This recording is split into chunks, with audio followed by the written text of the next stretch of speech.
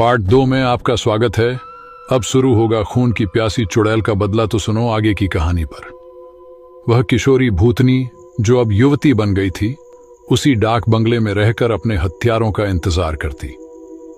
दिन में उधर आने जाने वाले लोगों को उसका एहसास होता, क्योंकि वह बराबर रोती रहती पर किसी को दिखाई नहीं देती। एक बार की बात है कि वह युवा भूतनी उस जंगल में रह रहे एक युवा भूत तथा युवा भूतनी के संपर्क में आई।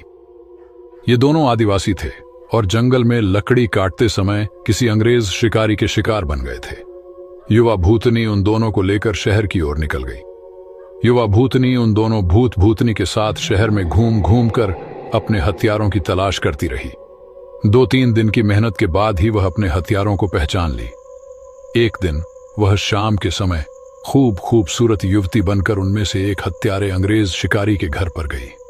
घर पर उस अंग्रेज के सिवा कोई नहीं था। फिर उसने खूब लटके झटके दिखाए और उस अंग्रेज को अपनी सुंदरता में फांस लिया। रूप लुभावन हो तो अच्छे अच्छों को फांसते देर नहीं लगती। योजना के अनुसार वह दूसरे दिन भी उस अंग्रेज से मिली। फिर उसे पूरी तरह विश्वास में लेने के बाद एक दिन कही कि क्यों नहीं हम लोग शिकार पर चले। अंग्रेज ने कहा कि अच्छी बात है, मेरे कुछ मित्र शिकारी हैं, उन्हें भी लेकर चलते हैं। फिर क्या था, उस युवती भूतनी ने उस अंग्रेज से कहा कि मेरी एक और सहेली है, वह भी बहुत ही खूबसूरत है और शिकार पर जाना पसंद करेगी।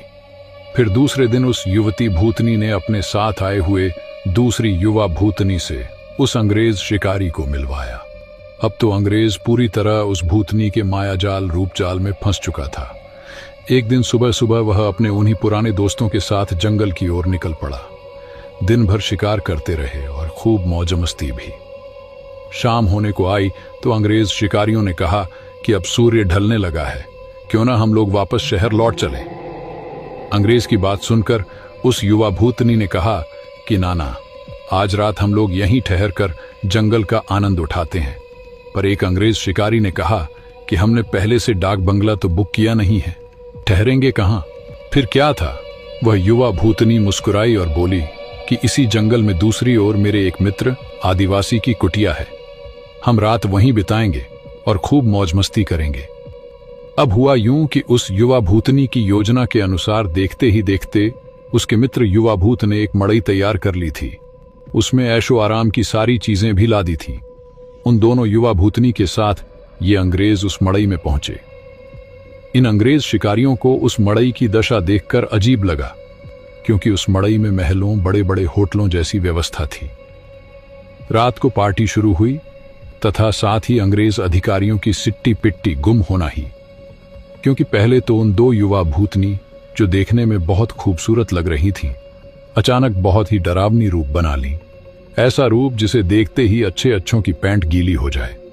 फिर क्या था, उन भूतनियों ने ग्लास में खून भरकर लाकर उन अंग्रेजों को पिलाना शुरू कर दिया। किसी अंग्रेज की हिम्मत ही न थी कि वह ना करे, क्योंकि सब के सब पूरी तरह से डरे हुए थे और कांप रहे थे। अचानक आदिवासी युवा भी विकराल रूप में आ गया और अचानक उछलकर पास के एक मोटे पेड़ की मोटी शाखा को उछलकर इतना जोर से खींचा कि चर्र की आवाज के साथ वह मोटी शाखा टूट गई। उसके बाद वह विकराल भूत उन अंग्रेज शिकारियों में से एक को पकड़कर पैर के नीचे दबाकर देखते ही देखते चीर दिया और उसके खून को पीने लगा। उसका खून पीता देख दोनों भूतनियों ने भी लंबी लंबी विकराल चीख निकालते हुए खून पीने में उसका साथ देने लगी और साथ ही अपने बड़े बड़े नाखूनों से उसका शरीर जगह जगह से चीरने लगी।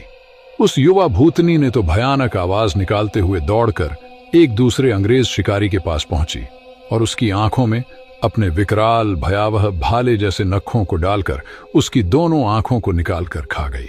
इसके बाद उन तीनों भूतनी भूत ने एक एक कर सभी अंग्रेज शिकारियों को मार डाला।